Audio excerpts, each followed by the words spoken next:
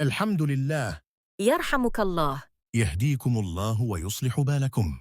Mom and Dad is there. Any specific supplication is for sneezing? Yes, in Islam, we have a special way to respond when someone sneezes, as you have seen. We express gratitude to Allah for this blessing and ask for His mercy because when we sneeze, our body is getting rid of the bad stuff.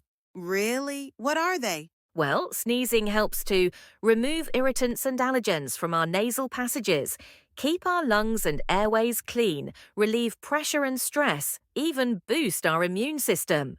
Wow, that's amazing. Indeed it is. So next time you sneeze, remember to say Alhamdulillah and appreciate the many benefits of this natural reflex.